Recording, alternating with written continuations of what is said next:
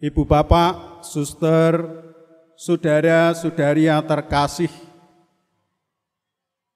ketika saya sedang mempersiapkan renungan dari Injil hari ini, saya teringat akan pengalaman saya sewaktu di paroki Kudus dan Jepara. Pada suatu ketika, saya diajak oleh seorang bapak prodiakon pergi ke Kediri. Bapak itu punya usaha pupuk kascing, pupuk bekas cacing, atau lebih tepatnya pupuk kotoran cacing. Kami pergi ke Kediri untuk menjumpai Romo Hardo CM yang memesan pupuk kascing dari bapak itu. Romo Hardo baru saja membeli sebidang sawah, sebidang tanah, sawah dan ladang atas dukungan sebuah keluarga umat.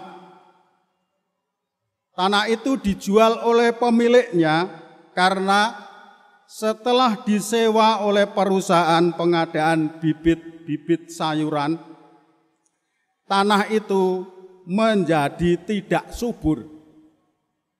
Baik sawah maupun ladangnya, setiap kali ditanami selalu merugi.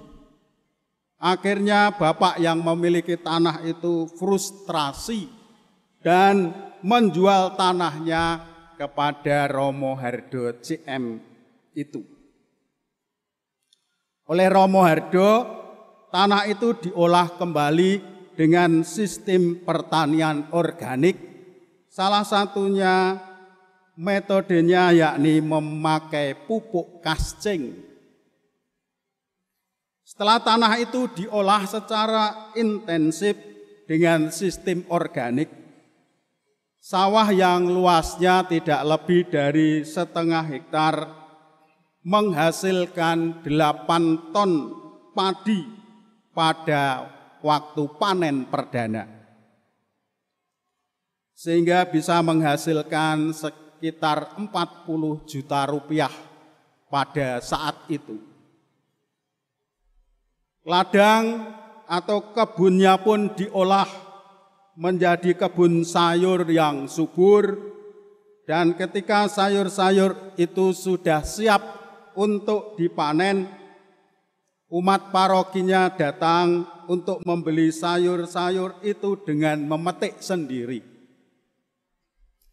Melihat perubahan yang luar biasa seperti itu, pemilik tanah semula yang menjual tanahnya kepada Romo Hardo itu menjadi kecewa. Waduh, nak ngerti ngono lemahku ora tak dol. Ternyata tanahnya bisa diolah menjadi tanah yang subur. Kalau ngerti begitu, tanah saya tidak saya jual. Ternyata tanahnya bisa diolah. Ibu bapak, saudara-saudari yang terkasih, dalam Injil hari ini Tuhan Yesus menyampaikan pengajarannya melalui perumpamaan tentang benih yang ditaburkan oleh penabur.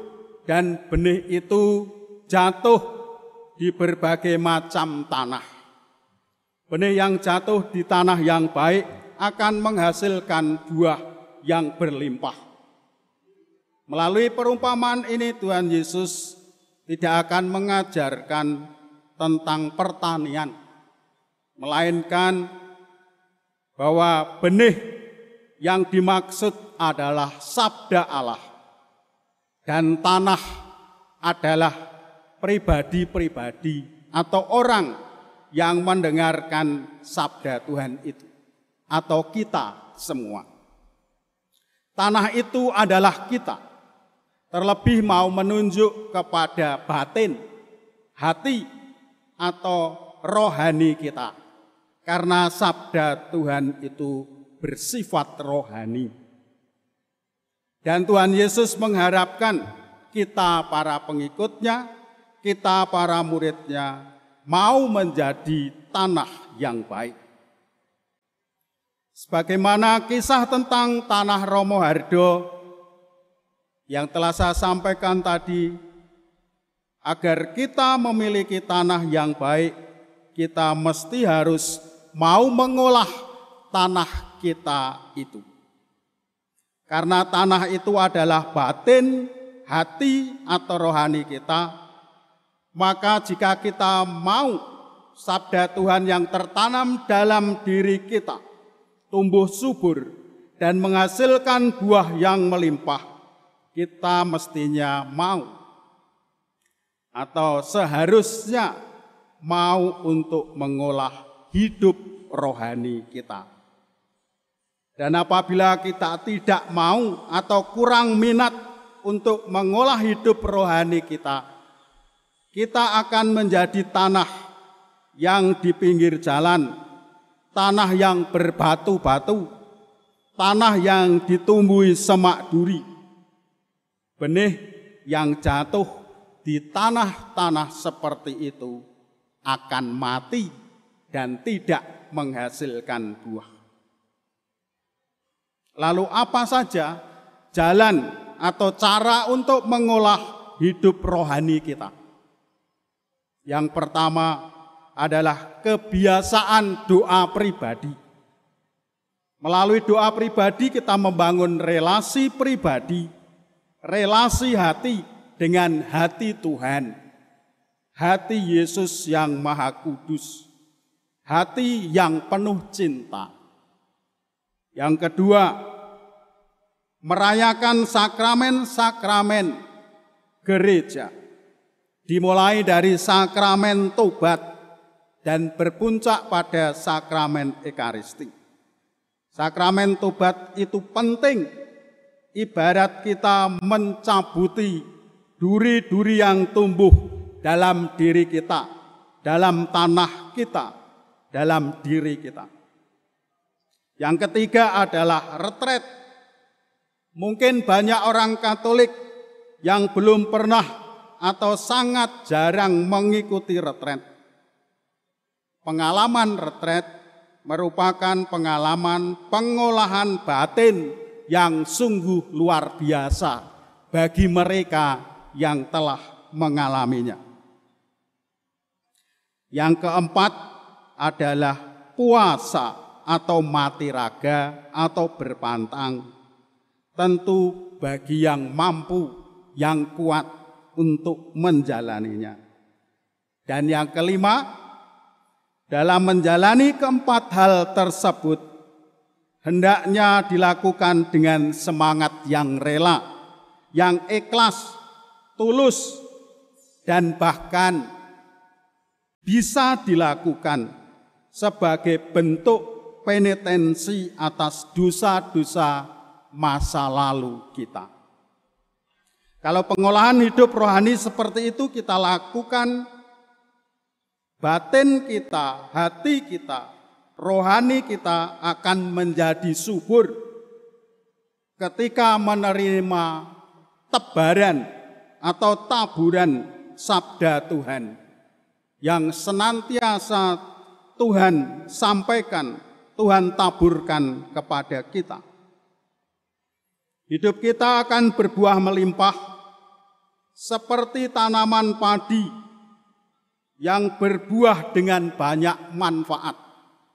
Kalau kita memperhatikan tanaman padi, manfaatnya, buah-buahnya luar biasa.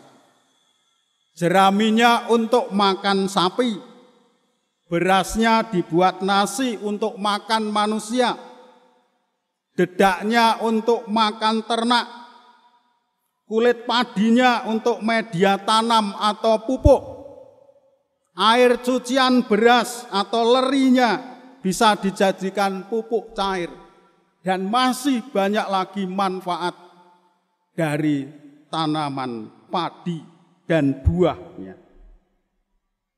Semua itu dihasilkan dari tanah yang baik. Semakin tanah itu baik, subur, buah-buah yang dihasilkan pun akan semakin berkualitas. Dengan demikian buah-buahnya itu akan semakin melimpah manfaatnya, mulai bagi diri sendiri, keluarga, dan orang lain, lingkungan, dan masyarakat, serta semakin luas lagi. Semoga sabda Tuhan hari ini menginspirasi kita semua untuk giat mengolah hidup rohani kita, agar kita menjadi tanah-tanah yang baik, pribadi-pribadi yang baik, yang menghasilkan buah-buah kebaikan, yang bermanfaat bagi kehidupan bersama di dunia ini, menuju kepada kehidupan abadi di surga. Kemuliaan kepada Bapa dan Putra dan Roh Kudus, seperti pada permulaan, sekarang, selalu, dan sepanjang segala abad. Amin.